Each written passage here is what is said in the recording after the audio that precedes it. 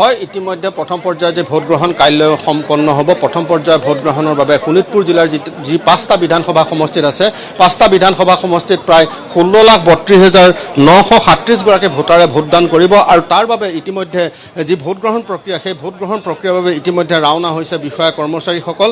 আৰু এটা কথা ক'ব লাগিব যে শোণিতপুৰ জিলাৰ মুঠ যি ভোটাৰ আছে, সেই ভোটাৰসকলৰ বাবে মুঠ ভোট কেন্দ্ৰ 1100টা ভোট কেন্দ্ৰ স্থাপন কৰা হৈছে, য'ত ঢেকীয়াজুলি সমষ্টিত 253টা ভোট গ্ৰহণ কেন্দ্ৰ, বৰছলা সমষ্টিত 219টা ভোট গ্ৰহণ কেন্দ্ৰ, তেজপুৰ সমষ্টিত 203টা ভোট গ্ৰহণ কেন্দ্ৰ, ৰঙাপাৰাত 194 আৰু নদুৱাৰ সমষ্টিত 232টা ভোট গ্ৰহণ কেন্দ্ৰ। আৰু ইতিমধ্যে শোণিতপুৰ জিলা আয়ুক্ত দেৱকুমাৰ মিশ্ৰই কৈছে যে শোণিতপুৰ জিলাত প্ৰায় 30টাকৈ স্পৰ্শকাতৰ যিহেতু অসম অৰুণাচলী সীমান্তৱৰ্তী এলেকাসমূহ আছে, য'ত 8টাকৈ অতিৰিক্ত কোম্পানী নিৰাপত্তাৰ ক্ষেত্ৰত 8টাকৈ অতিৰিক্ত কোম্পানী ইয়াত নিয়োজিত কৰা হৈছে। প্ৰতিটো কোম্পানীত 80 গৰাকীকৈ, যি আমি উল্লেখ কৰিছোঁ যে অৰ্ধসামৰিক বাহিনী নিয়োজিত কৰা হৈছে সেই স্পৰ্শকাতৰ এলেকাসমূহত। প্ৰায় 30টা শোণিতপুৰ জিলাখনত প্ৰায় 30টাকৈ স্পৰ্শকাতৰ এলেকা আছে আৰু ইয়াৰ উপৰিও 150টা মহিলা কৰ্মচাৰী বিষয়া নিয়োজিত কৰা হৈছে, য'ত 150টা ভোট গ্ৰহণ কেন্দ্ৰ থাকিব। সেই ভোট গ্ৰহণ কেন্দ্ৰসমূহত মহিলা আৰক্ষী, মহিলা পুলিং বিষয়া, মহিলা প্ৰিজাইডিং বিষয়া সকলো নিয়োজিত কৰা হৈছে। আৰু সমান্তৰালভাৱে প্ৰতিটো ভোট গ্ৰহণ কেন্দ্ৰত নিয়োজিত কৰা হৈছে 2গৰাকীকৈ আৰক্ষী বিষয়া, আৰক্ষীৰ জোৱান আৰু 1গৰাকীকৈ গৃহৰক্ষীৰ জোৱান।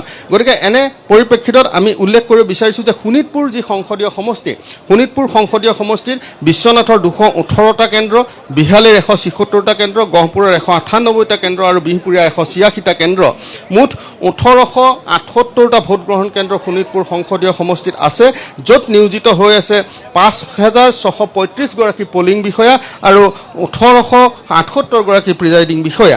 শোণিতপুৰত 3300 গৰাকী পলিং বিষয়া আৰু 1100 গৰাকী প্ৰিজাইডিং বিষয়া। ইয়াৰ উপৰিও 2টাকৈ ভোট গ্ৰহণ কেন্দ্ৰত ইতিমধ্যে যুৱ কেন্দ্ৰ হিচাপে চিহ্নিত হৈছে। গতিকে যিহেতু আমি কৈছোঁ যে মহিলা ভোট গ্ৰহণ কেন্দ্ৰ আছে, বাইদেউ ইয়াৰ আগতে ক'ৰবাত ইলেকশ্যনৰ দায়িত্ব পালন কৰিছিল? নাই কৰা, পুলিং ষ্টেচনত কৰা নাই। হয়, মহিলা কেন্দ্ৰ দিছে? হয় হয় হয়, আপোনালোকৰ দায়িত্ব পৰিছে? হয়। প্ৰশিক্ষণবিলাক ভালকৈ হৈছে, ধুনীয়াকৈ হৈছে। কেনেকুৱা লাগিছে প্ৰথম এবাৰ ভোট গ্ৰহণলৈ যাব? ভাল লাগিছে, কিবা এটা মানে ভালেই লাগিছে আৰু বেয়া লগা নাই।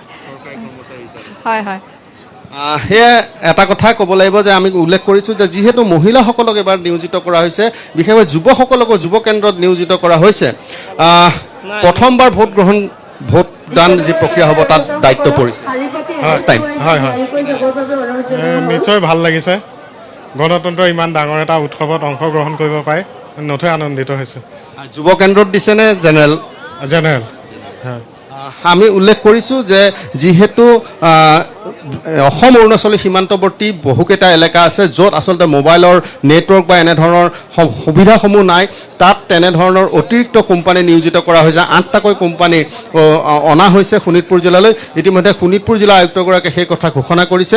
আৰু যি নিৰাপত্তাৰক্ষী প্ৰায় 3000তকৈ অধিক নিৰাপত্তাৰক্ষী ইয়াত নিয়োজিত হ'ব সাধাৰণ ভোট কেন্দ্ৰসমূহত।